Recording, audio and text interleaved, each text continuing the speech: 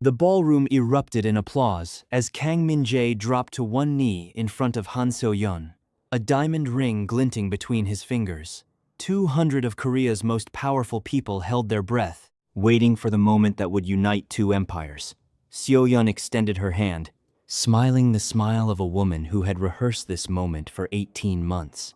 The ring slid toward her finger. It never reached it. Two small figures shot across the marble floor, laughing, oblivious to the danger in the room, and one boy, moving too fast to stop, collided directly into Min-Jae's back. The ring fell from his fingers before it ever touched her hand. Min-Jae turned instinctively, catching the boy before he hit the floor, and froze. The boy had his eyes, his exact jaw. The same eyebrow lifted a fraction higher than the other, a trait carried through 3 generations of Kang men, staring back at him from a face that was 6 years old. The entire ballroom fell silent. Then, a woman's voice tore through it, breathless and desperate. "Ethan! Micah!" Min-Jae turned toward the sound, and the room stopped breathing entirely. Because standing in the doorway, alive, 6 years after he'd buried her in his memory, was Amara. Neither of them moved. Neither of them spoke. The ring hit the marble floor, and the sound of it rolled through the ballroom like a gunshot. Before the sun rose over Seoul, the empire Kang Min-Jae had built on ice and silence would begin tearing itself apart from the inside. One secret has already destroyed an engagement. By sunrise, it will destroy an empire. Subscribe to the Chaebol Archives because every chapter uncovers another piece of the truth behind Amara's disappearance. And before you go, tell me in the comments, who do you think betrayed her 6 years ago? The sound of the ring box hitting marble seemed to hang in the air long after it should have faded. The way a gunshot lingers in a closed room even after the echo has nowhere left to go. No one moved. Min-Jae did not look down at the ring. He looked only at Amara. And she looked only at him. It was one of the twins who broke the silence, because 6-year-olds have no reverence for rooms like this one. "Uma," the smaller boy said, tugging at Amara's sleeve, his voice carrying easily across the marble floor. "Why is everyone looking at us like that?" Amara's hand found his shoulder automatically, protectively. She crouched slightly, not taking her eyes off Min-Jae, even as she spoke to her son. "It's all right, Micah. We're going to go now." But Ethan, the other twin, still half behind the tall stranger who had caught him, was studying Min-Jae's face, the way children study things they don't yet have language for. "You look like my dad," Ethan said. "Not an accusation, not a revelation, just a true thing," said the way children say true things, without any awareness of the walls it was knocking down. Kang grandmother's hand tightened against her chest. "We don't have a dad," Micah said, matter of fact, already tugging harder at Amara's hand. "Uma said he's not coming back." Min-Jae's jaw tightened almost imperceptibly. It was the only outward sign that anything in him had moved at all. Amara, who had once known every micro-expression on that carefully guarded face, saw it anyway. "Boys," she said, more firmly now, pulling them both toward her. "We need to go." "Wait." His voice was quiet. It was the first word he'd spoken since the ring fell, and it stopped her mid-turn. "Don't," Amara said. Just that. Seo-Yeon moved first among the adults, her voice pitched exactly to reach the nearest a small, gracious laugh. "Children do love to explore." Her hand touched Min-Jae's arm light, practiced. A reminder to the room of whose fiancé he still was, ring on the floor or not. "Perhaps we continue this somewhere more private." The band resumed. 200 guests gratefully pretended nothing extraordinary had happened. Behind them, at the head table, Kang grandmother had not sat back down, one hand still pressed to her chest, staring at the boys being gathered into their mother's arms. "Impossible," she whispered. To no one. She did not believe her own denial. The private lounge Seo-Yeon led them to was built for closing multi-billion-won deals. Dark wood, low light, the kind of room designed to make even dangerous conversations feel civilized.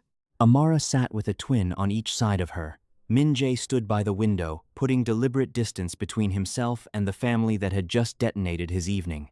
"I think," Seo-Yeon said into the silence, "we should all be honest about what just happened in there." "There's nothing to discuss," Amara said. This was a misunderstanding. We're leaving. Your sons, Seo-Yeon said, mild as a surgeon, share a face with the man I'm engaged to marry. That's a coincidence, Amara said, though even she heard how hollow it sounded. I've known Min-Jae 18 months, Seo-Yeon said. I've never once seen his composure crack. Not during 3 assassination attempts. Not during a merger that nearly started a war. I'd like to know what 2 small boys just did that none of that could. That's enough, Min-Jae said, without turning from the window. Seo-Yeon smiled, small and unbothered. Of course. A family matter. A pause, precisely timed. Families should always know their own blood. Her heels against marble carried down the hallway long after the door closed, each step its own small statement. Alone now, except for the twins. Min-Jae finally turned. How old are they? You know how old they are, Amara said. You've been doing the math since the moment that boy ran into your legs. Say it anyway. 6, Amara said. They turned 6 in March. Min-Jae did the arithmetic that required no arithmetic at all. 6 years. It fit with brutal, undeniable precision. You should have told me, he said, something raw slipping through. Told you? Amara's composure cracked, not into tears, but into something colder. I tried to find you for months, and then I stopped, because I understood that a man like you doesn't get lost. A man like you disappears from someone's life because he chooses to. I never chose that, Min-Jae said, low and hard. You vanished. There was a report theft, espionage, evidence you'd been working for the Han family the whole time you were near me. I watched people I trusted confirm it. Amara went very still. What proof? Documents, testimony, a death certificate 3 weeks later, after you'd fled the country. His voice had gone dangerously quiet. I mourned you, Amara, for years. The color drained from her face. I never left the country, she said, her voice finally shaking. I was taken. I was told that if I ever came near you again or told anyone what happened, they would kill my children before they were even born. I have spent 6 years hiding from a threat I believed came from your family. And you're telling me you believed I betrayed you? Neither of them moved. In the silence, both understood, at the exact same moment, that they had spent 6 years grieving 2 different funerals, hers for a man who let her disappear, his for a woman who abandoned him, dug over the same open grave by someone neither of them had yet named. Who told you I betrayed you? Amara said, very slowly. Min-Jae's jaw worked once before he answered. My uncle, he said. Do-hyun. Amara closed her eyes. Everything suddenly made terrible sense. She didn't explain right away. Instead, she asked for water, and Min-Jae poured it himself, a small, strange intimacy neither of them commented on.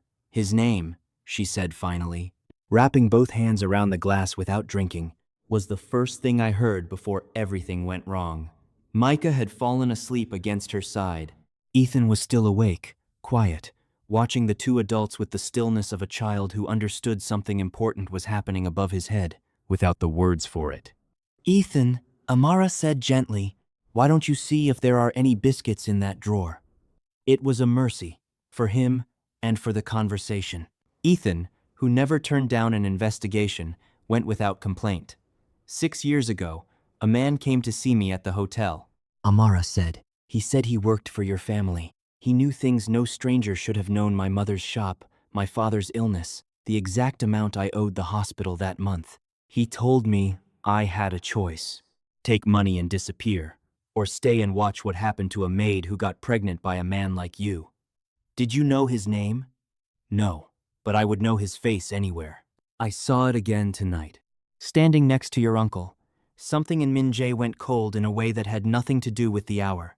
Describe him, he said. She did. Silver hair, a scar through one eyebrow, a habit of touching his own collar when he lied. That's Director O, Min-Jae said. He runs security for my uncle's private holdings. He has for 11 years. Then your uncle knew, Amara said. He knew exactly where I was. He let you believe I betrayed you. I don't yet know what my uncle knew, Min-Jae said, forcing himself not to leap to the conclusion his instincts had already reached. But I intend to find out everything. Tonight was the first lie to break. It will not be the last. 6 years earlier, Amara had believed Korea was going to be the place her whole life finally began. She'd arrived with a scholarship, ferocious ambition, and no idea what the world could take from her. A father's stroke, hospital bills that ate every saved one, a scholarship board unmoved by explanation.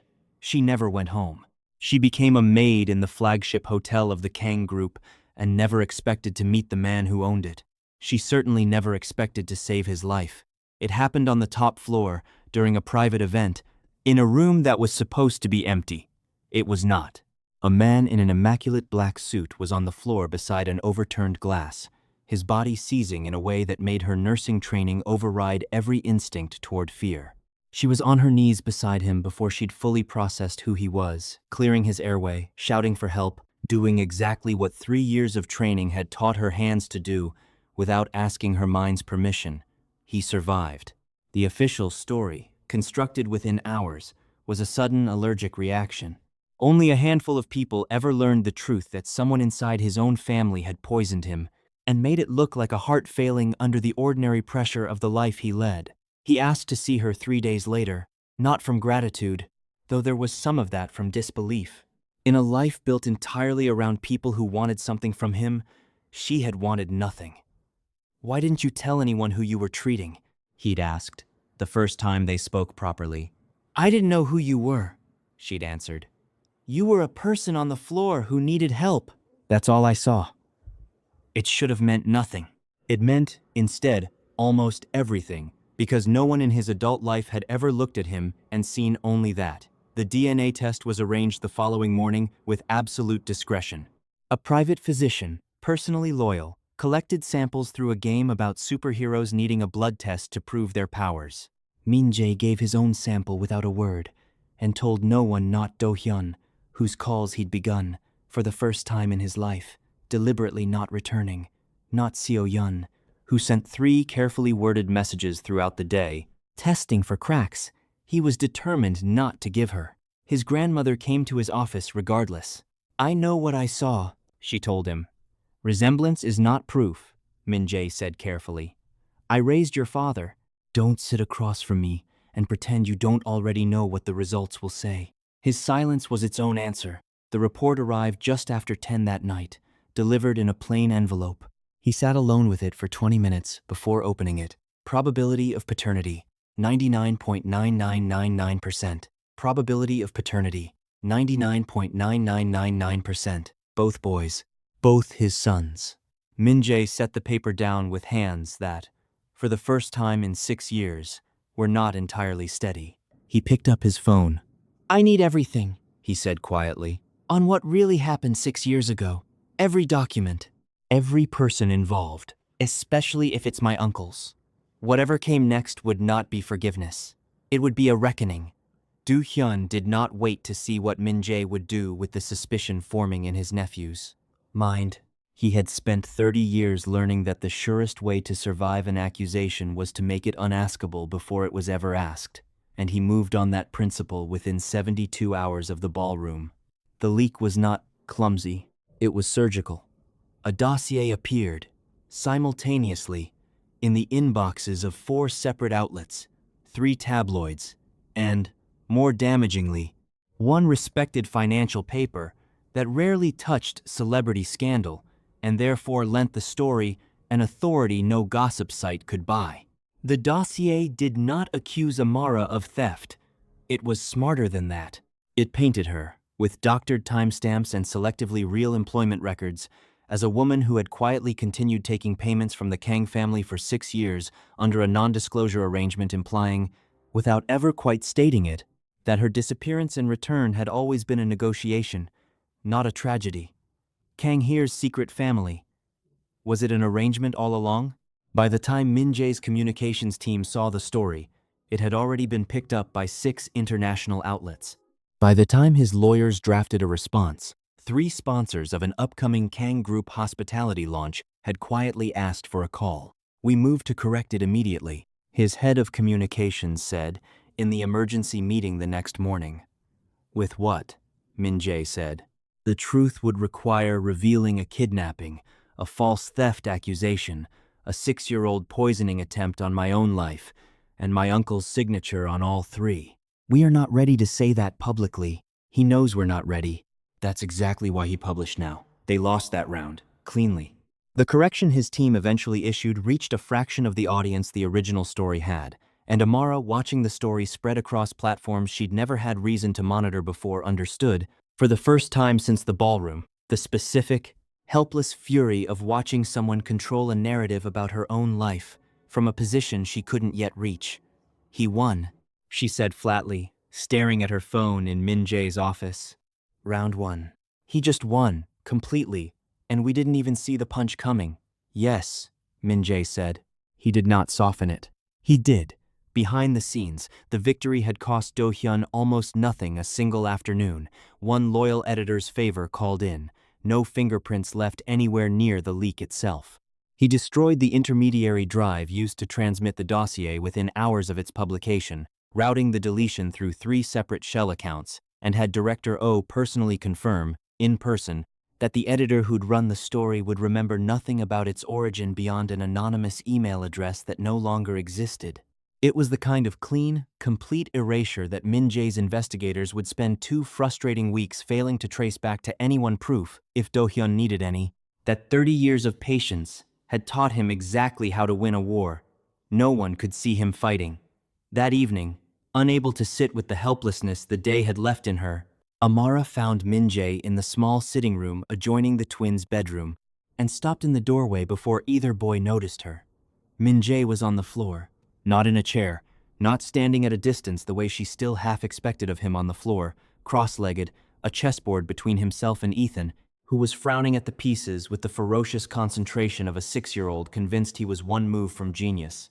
"If I move here," Ethan said, hovering a finger over a knight, "you can't get me anymore." "Try it," Min-Jae said. Ethan tried it. Min-Jae's bishop took the knight 2 moves later, and Ethan let out a wounded, theatrical groan that made Micah curled on the rug nearby, drawing something with fierce concentration of his own laugh without looking up. "You let me think that would work," Ethan accused. "I let you learn something," Min-Jae said. "There's a difference. Now you'll never make that mistake again." "That's what Uma says about hospital bills," Micah offered. Unprompted, still drawing, something flickered across Min-Jae's face, not quite a smile, but close enough that Amara, still unseen in the doorway, felt her chest tighten. "Show me," Min-Jae said to Micah, and Micah held up his drawing without hesitation, 4 stick figures under a lopsided sun, labeled, in a 6-year-old's uneven hangul, Uma, Appa, Ethan, Micah. Min-Jae studied it for a long moment. "Can I keep this?" he asked. "You have to draw one back," Micah said. "Entirely reasonable. I'm not very good at drawing." "That's okay," Micah said. "I'll teach you. There's a difference between not being able to do something and not having learned it yet." Ethan burst out laughing, and Min-Jae, for just a moment, looked like a man who had forgotten, entirely, that somewhere across the city an uncle was trying to destroy him. Amara stepped back before either of them saw her, one hand pressed to her mouth, undone by something far gentler than anything the day's headlines had done to her. "He's becoming a father before he's finished becoming anything else," she thought.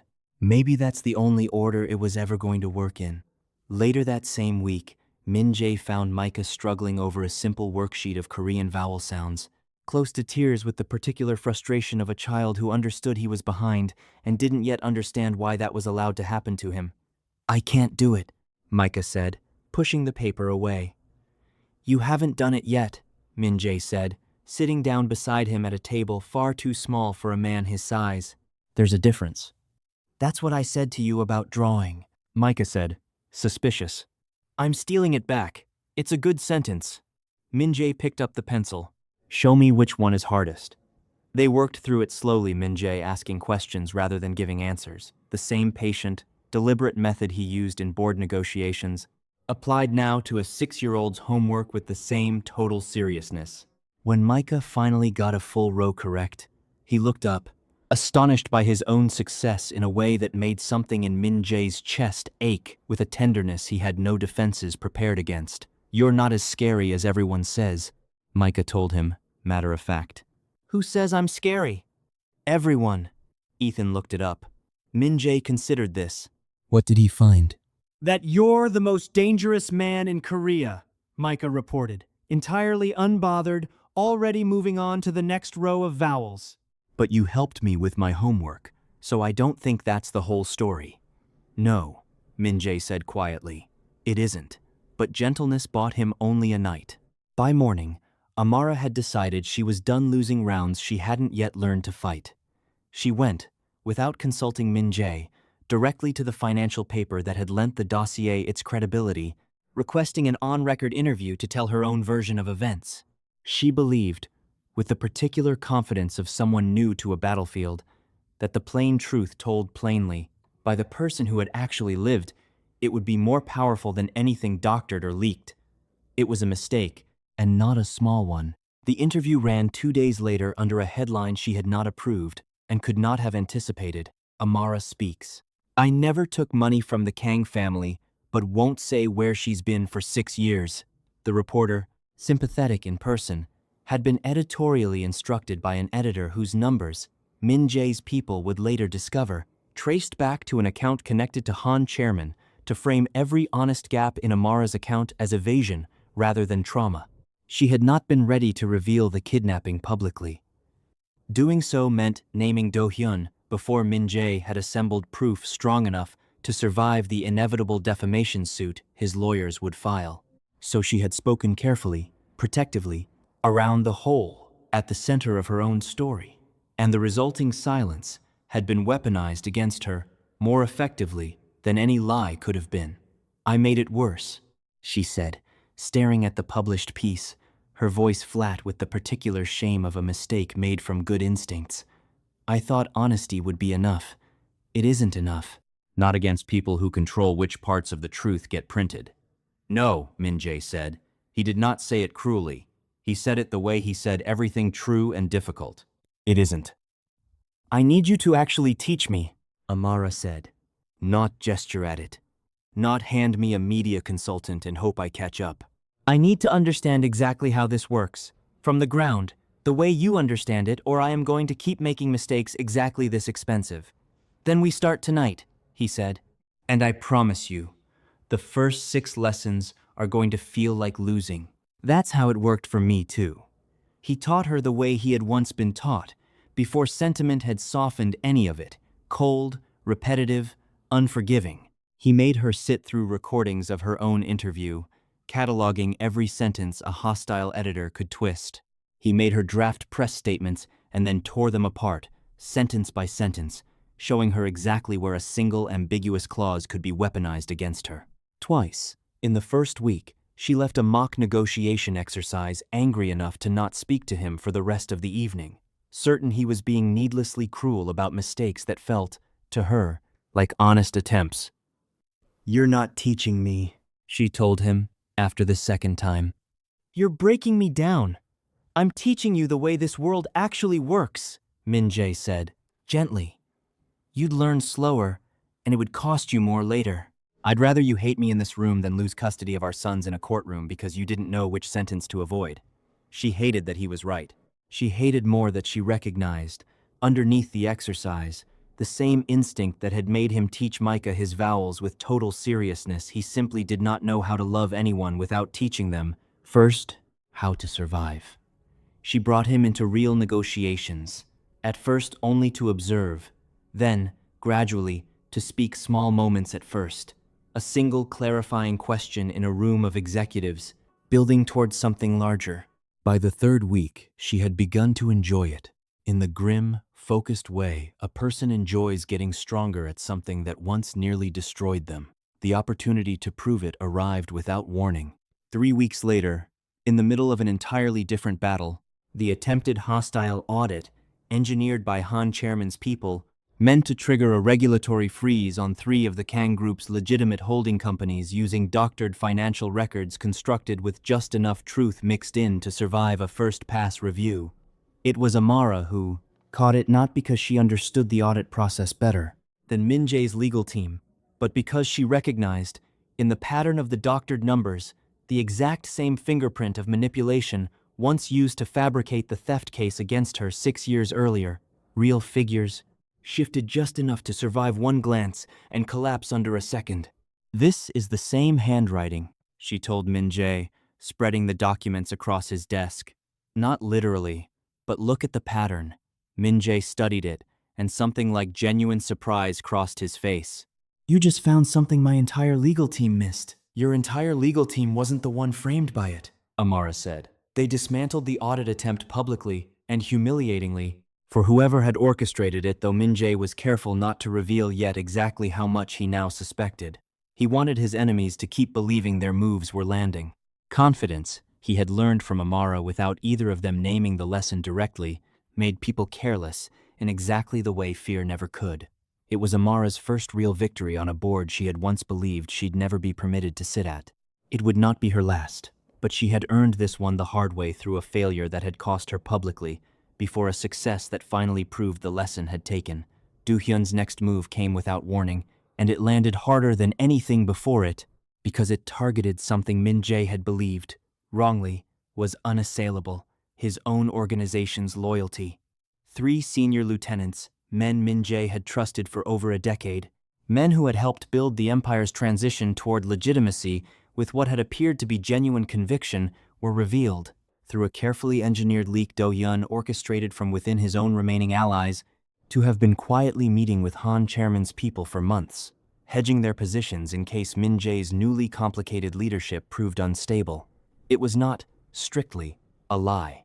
Do-hyun had simply accelerated a defection that had been slowly forming on its own, and then made certain Min-Jae discovered it in the most damaging possible way during a board vote on the Kang Group's next major legitimacy initiative, where all 3 men abstained in a coordinated, silent rebuke that nearly cost Min-Jae the vote entirely. "He didn't create this," Min-Jae said afterward, alone with Amara, something rawer than anger in his voice. "He just found the crack that was already there and made sure I'd see it happen where it would hurt the most." "That's worse," Amara said quietly. "That means the crack was always real." "Yes," Min-Jae said. "It was." He did not retaliate immediately. For the first time since the reunion, Min-Jae understood he had genuinely lost ground not through anyone's manipulation of the truth, but through his own divided attention, exactly as Do-hyun had predicted it would. It was a defeat with no immediate answer, and he let it sit, unresolved, rather than pretending a quick countermove could undo it. Seo-Yeon, watching each of these rounds unfold from a careful distance, understood something the men around her had not yet fully absorbed: that Do-hyun's victories were buying the alliance time, but time was not the same thing as territory. Do-hyun still believed he was building toward a future where he held the Kang Empire. Seo-Yeon had stopped believing in a future that ended with anyone but herself holding everything. She had begun, months earlier, quietly assembling pieces Do-hyun did not know existed. She met her private equity contact in Singapore twice that season, both times in hotel lounges that kept no records of who dined with whom, and both times leaving him more convinced than before that helping her would mean a seat at the table of whatever alliance eventually consolidated the Kang and Han fortunes. He signed the final paperwork, believing he was investing in her future marriage. He was, in fact, investing in her exit from it. "You understand this stake gives you no voice in operational decisions, that he did not in her future marriage," he reminded her the day the transfer completed. "I don't need a voice yet," Seo-Yeon said. "I need a door that opens when I decide to walk through it." She met Prosecutor Park more carefully, always in daylight, always briefly, always with nothing more than pleasantries exchanged, where anyone could see them. The gambling debts she had quietly absorbed over 2 years, one installment at a time, had never once been mentioned by either of them as leverage. She had simply been patient in the specific, expensive way that made a debt feel less like a chain and more like a kindness that would, someday, need repaying. "Your family has always been generous," Park told her once, at a charity gala, believing the sentence was gratitude, and not, in fact, already an admission. "We remember our friends," Seo-Yeon said, and smiled the smile that had once fooled an entire ballroom into believing she was in love. The media executive's gratitude, cultivated over 3 years of quiet tuition payments for a daughter who would never know whose kindness had made her education possible, produced exactly what Seo-Yeon required when the moment came. A sympathetic profile of Seo-Yeon herself, poised, wronged, dignified in the face of a broken engagement she had, the piece implied without stating, never truly wanted in the first place. It ran the same week as Amara's disastrous interview, and readers, without ever being told to, began quietly taking Seo-Yeon's side in a war she had not yet revealed she was fighting for herself alone. "You've been very patient," Do-hyun told her, in their third private meeting since the warehouse plan had first been discussed, unaware that patience, for Seo-Yeon, was simply the shape ambition took while it waited to stop pretending to be loyalty. "I learned patience from watching my father negotiate," Seo-Yeon said. "He taught me that whoever is willing to wait longest usually keeps the most." She did not tell him what she intended to keep. In the end, was not a share of what he was building. It was all of it, his position, Min-Jae's empire, and her own father's, consolidated under a single signature that would, when the moment finally came, be hers, alone. Do-hyun's counter-retreat came just as Min-Jae believed he had finally regained the advantage. The asset freezes and reactivated fraud investigation Min-Jae launched after the lieutenant defection worked precisely as well as he designed them to until it became clear, 3 days into the celebration of a clean legal victory, that Do-hyun had anticipated exactly this response and sacrificed 2 of his own lieutenants to it without hesitation, feeding them to Min-Jae's retaliation, like a general sacrificing a flank to protect the main advance. "He gave them to us," Min-Jae realized, staring at how cleanly the investigation had closed too cleanly, wrapped in 2 convenient cooperative confessions that led nowhere further. "He let us win a battle so we'd stop looking for the war behind it." It was, in its own way, Do-hyun's most dangerous move, yet not an attack, but a controlled retreat, designed to buy him room to prepare something larger, while Min-Jae's organization celebrated a victory that had cost their real enemy almost nothing. Han Chairman's contribution to the war arrived in a form neither Min-Jae nor Amara had prepared for, a courtroom filing rather than a bullet or a headline.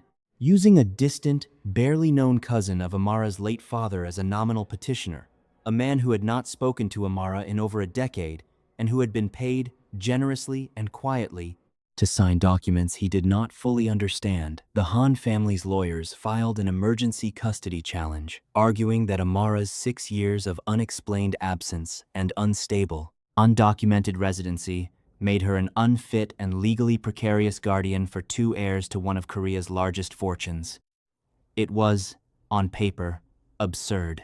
It was also, Min-Jae's own lawyers admitted grimly, difficult to dismiss quickly, because family court moved on its own timeline regardless of how obviously manufactured a filing was. And every week the case remained open was a week the tabloids could legally speculate about whether the twins might be removed from Amara's custody entirely. "They're using my own trauma as evidence against me," Amara said, staring at the filing with a stillness that frightened Min-Jae more than tears would have. "The very thing they did to me 6 years ago, they're now citing as proof. I can't be trusted to raise the children I had to hide to keep alive." "That's exactly the point," Min-Jae said. "It isn't meant to win. It's meant to exhaust you.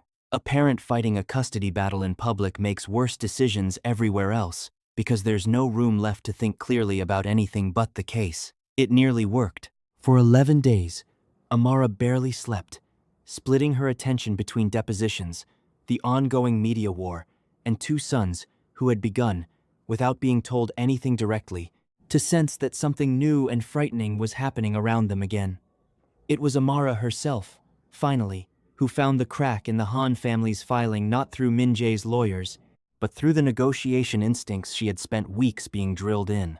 She noticed that the distant cousin's signed affidavit referenced a family visit to Lagos that, according to the shipping and travel records she still kept from her nursing school years, could not possibly have happened on the date claimed, because she herself had been documented in a Seoul hospital admitting her father for his stroke that same week. "He's lying about a date he thought no one would ever check," she told Min-Jae, spreading the timeline across his desk with a fierce, focused triumph he had not yet seen from her in this particular fight. "Which means the entire affidavit is fabricated, which means the entire petition collapses the moment a judge sees this." It did. The case was dismissed within the week. the distant cousin quietly disappearing from public view rather than face perjury charges, and Han Chairman's fingerprints on the filing, while never proven in open court, were understood, privately, by everyone who mattered, to be exactly where they belonged. It was Amara's second real victory. Unlike the audit, this one she had found entirely alone, and she did not let anyone forget it. The kidnapping attempt came on an ordinary Tuesday.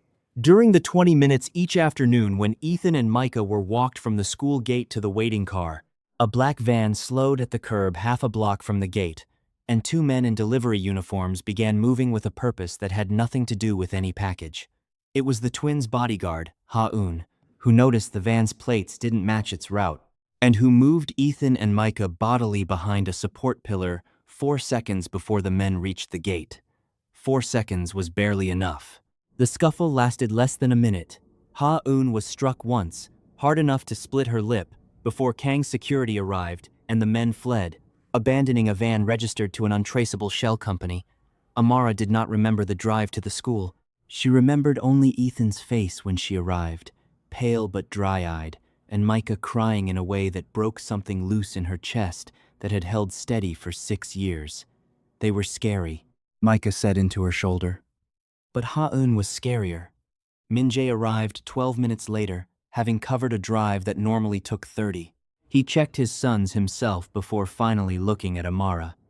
"They're safe," he said. "This time," she answered. Something in his face closed like a door. "There won't be a next," he said. But there very nearly was. It was Kang's grandmother who provided the piece that finally gave Min-Jae's investigation traction against the man who kept, infuriatingly, staying one step ahead of every direct move.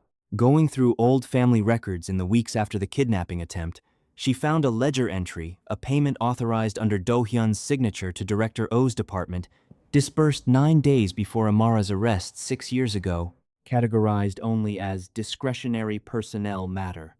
"I did not want to believe this," she told Min-Jae, setting the ledger on his desk. "But I have spent 80 years learning to recognize when a member of this family is lying to protect the bloodline, and when they are lying only to protect themselves, which is this. This was never about protecting the family," she said. "This was about making sure there would be no family left to compete with him for what he believed should have been his. It was the first piece of proof solid enough to survive scrutiny. It was not, on its own, enough to end anything, but it was enough. Finally, to make Do-hyun understand that patience alone would no longer be sufficient to protect him, which was precisely the moment he decided patience was over. The confrontation that finally broke the 6-year architecture of lies did not happen the way Min-Jae had planned it. He had intended a slow, careful legal and financial dismantling of Do-hyun's position. He had underestimated how little time he would actually be given, and he had entirely underestimated that Seo-Yeon's ambitions had grown large enough to consume the very plan Do-hyun believed he still controlled. It began with a phone call at 2 in the morning. "They have the twins," Ha-eun's voice said, cracked open with a fear the rest of her training could not discipline away. The safe house. Someone knew the safe house. Min-Jae was dressed and in motion before the call ended. When he told Amara, the sound she made was not a scream. It was worse. A single broken syllable of grief, so absolute, it seemed to empty the room, before something colder replaced it entirely. "Who?" she said. "Tell me who did this." He did not yet know for certain who had pulled the trigger on the plan. He would learn, within hours, that it had been both of them. Do-hyun's resources, Seo-Yeon's information, and a piece of intelligence that had come from somewhere far closer to Min-Jae than either of them had needed to reach for. The bodyguard who had stood at Min-Jae's side through 3 assassination attempts and every private grief since had, for the better part of a year, been receiving instructions from Seo-Yeon, not out of betrayal at first, but out of a love neither of them had ever been permitted to spend on themselves, sustained by the belief that, surely, eventually, loyalty to Min-Jae and love for her would stop requiring a choice.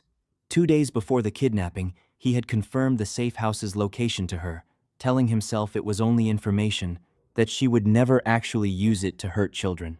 He understood, standing in the shadows of the Incheon warehouse and watching 2 men load Ethan and Micah into a van, Ethan gripping his brother's hand with a fierceness that cracked something open in his chest. exactly how completely he had lied to himself. He said nothing. He did not stop it. But something in his face, watching Micah's tear-streaked cheeks through the van window, would haunt him for the rest of whatever life he had left. Min-Jae found the location 4 hours later, through a single detail Amara remembered from 6 years ago, half forgotten until tonight's terror shook it loose, the same Incheon warehouse she had once been held in, before the airport she was warned about, but never actually reached. The confrontation was not decided by violence, though violence came close to consuming it.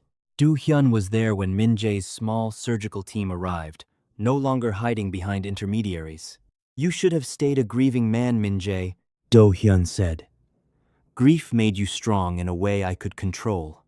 Love has made you something I cannot predict. Where are my sons? Safe, for now. Whether they remain that way depends on what you're willing to sign." He produced a document, a transfer of controlling authority over the Kang Syndicate's core operations, prepared with the precision of a man who had waited 30 years for exactly this leverage. "You poisoned me," Min-Jae said, 6 years ago. "And when a hotel maid saved my life without knowing whose life she was saving, you destroyed everything she had and let me believe she'd betrayed me." Do-hyun did not deny it. There seemed no longer any point. "Your father was never meant to lead," Do-hyun said, real emotion breaking through at last. "I have been waiting 30 years, Min-Jae. I am not stopping 3 feet from the finish line because you found a maid stubborn enough to survive what I did to her." It was Amara who moved first past Do-hyun, toward a service door at the rear of the warehouse she recognized as the same door she'd once been dragged through 6 years ago. She found her sons there, frightened but unharmed, Ethan positioned in front of Micah, terrified and refusing, regardless, to let anyone reach his brother first. Ethan said, and broke, finally, into the 6-year-old he'd been holding together all night.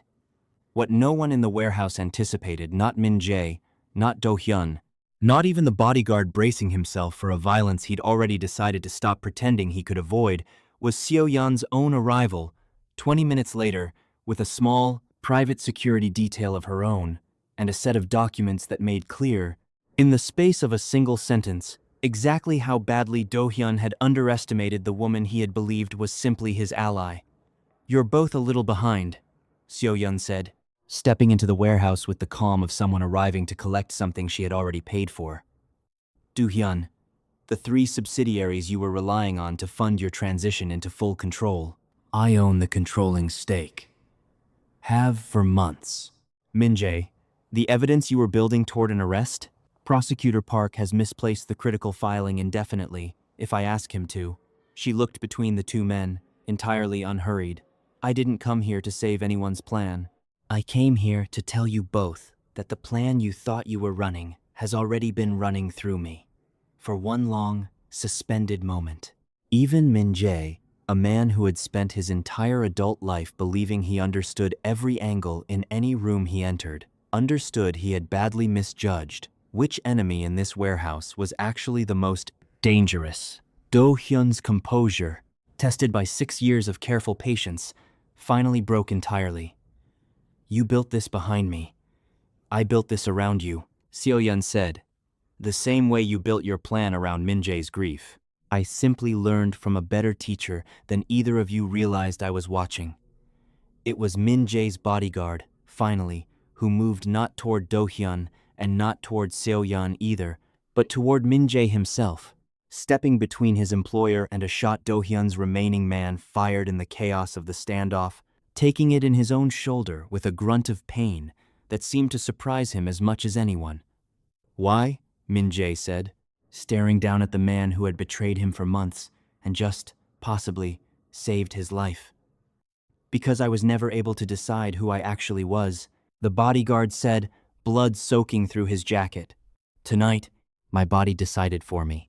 Kang grandmother arrived at the warehouse 11 minutes later than Seo-Yeon, having refused, when the call came, to be left behind in a house full of empty rooms while her grandson faced down the brother of her late husband. She was 81 years old, and she walked into that warehouse on the arm of her driver with the same rigid, unbowed posture she had carried into the ballroom the night the twins first appeared And when she saw Do-hyun standing amid the wreckage of his own 30-year plan, something in her ancient composure finally, publicly, broke. "I loved you like a second son," she said, her voice carrying clearly across the warehouse floor.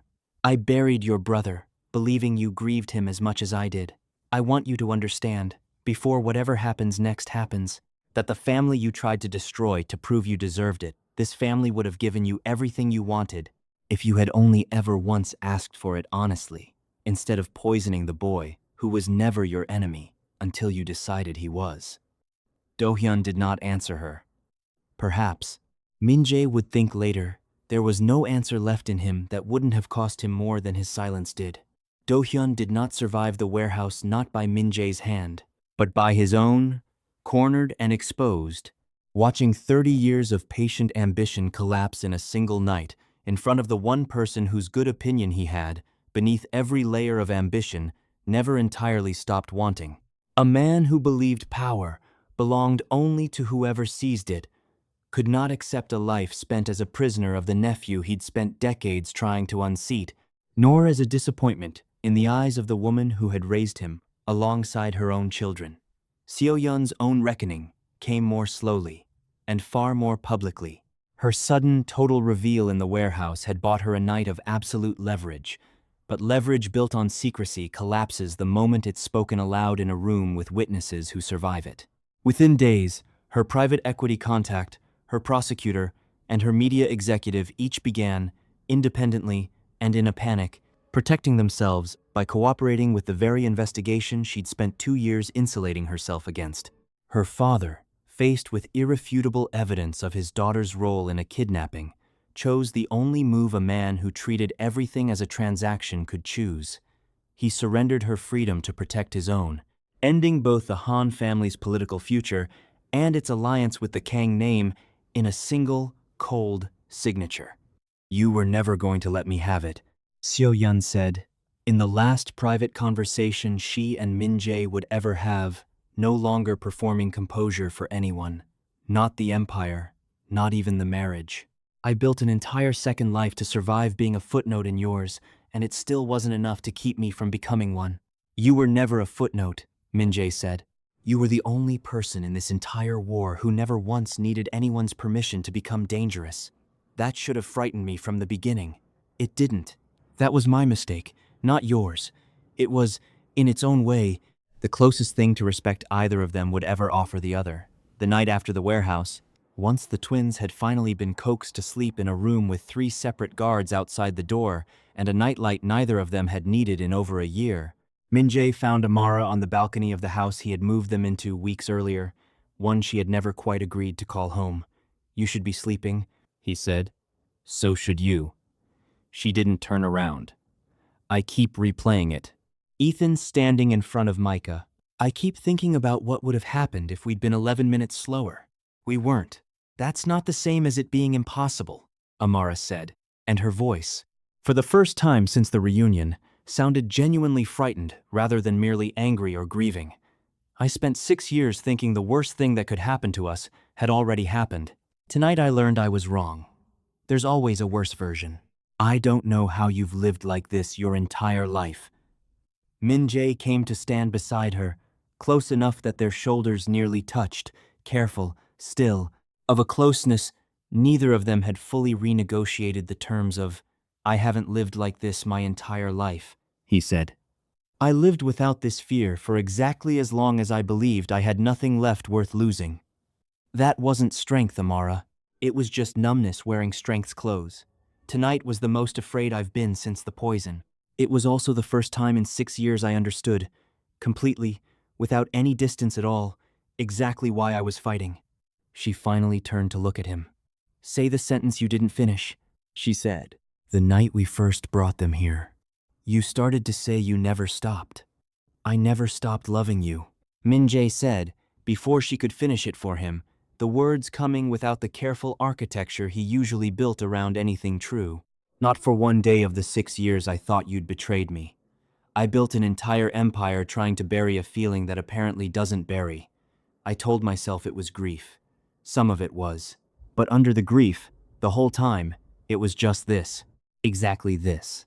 A version of it I was too proud and too afraid to call by its name. Amara didn't answer immediately. 6 years of carefully guarded distance did not dissolve in a single sentence, however true it was, and some old, protective part of her still wanted proof rather than declarations. "I'm not the woman who left the ballroom that night," she said finally.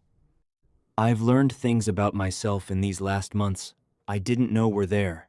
I don't know if I can go back to being someone who needs saving, even by you." "I don't want you to be saved," Min-Jae said. "I watched you find the flaw in a custody filing my entire legal team missed. I watched you dismantle an audit that would have crippled a company you didn't grow up believing you were entitled to touch. I am not in love with a woman who needs saving, Amara. I never was. I was in love, 6 years ago, with a maid who saw a man having a medical emergency instead of a monster everyone else was afraid of. I am in love now, with everything she's become since. Both are the same person. I would like the chance, if you'll allow it, to spend the rest of however long I have proving I understand the difference between the two things I once believed that power protects, and that love is weakness was never true. It was only ever true that I hadn't yet learned to hold both at the same time." The city stretched out beneath the balcony, indifferent and glittering, the same skyline that had watched a maid save a stranger's life on a floor 6 years ago, that had watched an engagement collapse in a ballroom months earlier, that would go on, entirely unmoved, regardless of what either of them decided next. Amara reached for his hand, finally. Without hesitation this time. "Ask me again," she said.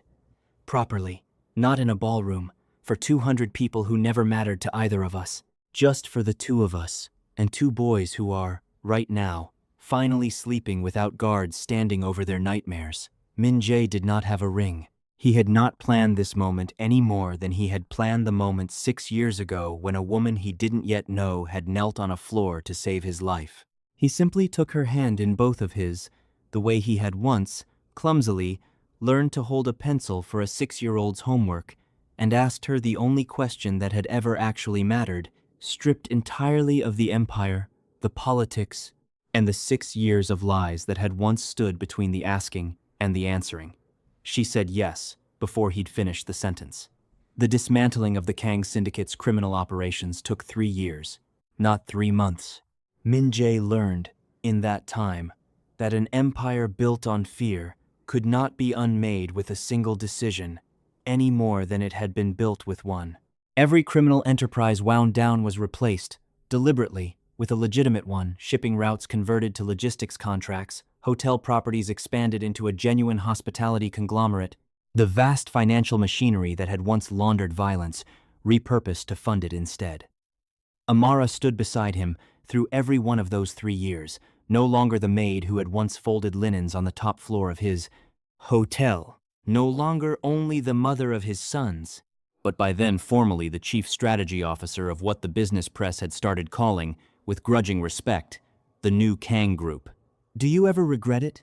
Ethan asked his father once, 9 years old now, sharp-eyed and endlessly curious, sitting across the dinner table in a home that had long since replaced the hotel wing they'd once needed for safety. "Giving up all the power you used to have?" "I didn't give up power," Min-Jae said. "I learned what it was actually for." "What's it for?" Micah asked, looking up from a drawing he'd been working on throughout dinner, characteristically more interested in the shape of the question than the strategy behind it. Min-Jae looked across the table at Amara, at the woman who had once told him, on a rooftop terrace, 6 years before either of these boys existed, that power without love only kept a man alone, and found, for the first time in his life, a complete answer to give his son. "It's for this," he said, gesturing at the table, at the 4 of them, at an ordinary, unguarded evening that 6 years of grief and lies had once made feel impossible. Everything else was just noise, I mistook for the point. Amara reached across the table and took his hand. Ha-eun still worked for the family, though her title now read head of family security rather than simply bodyguard, and she liked to joke, on the rare quiet evenings she joined them for dinner, that she had gone from protecting 2 frightened children from a van full of strangers to protecting 2 increasingly opinionated preteens from each other's chest trash talk. Kang grandmother, who had once whispered impossible into a ballroom full of witnesses, now spent most Sundays teaching Ethan and Micah the old family recipes she had once guarded as jealously as any ledger, insisting, with the same rigid conviction she'd once applied to bloodlines, that a family's real inheritance was never written down in any legal document at all. Outside, Seoul glittered on, indifferent as ever to the particular war that had nearly consumed one family within it, the same city where a maid had once saved a stranger's life without knowing whose life it was, where a boy had once collided into the wrong man's legs and cracked open 6 years of carefully maintained silence, where an empire built on fear had finally, slowly, been rebuilt into something a family could actually inherit without inheriting its wounds along with it. The greatest legacy, Min-Jae had come to understand, was never the empire itself. It was the family that had survived fighting for it, and the quiet, ordinary evenings, once unimaginable, that they now got to keep.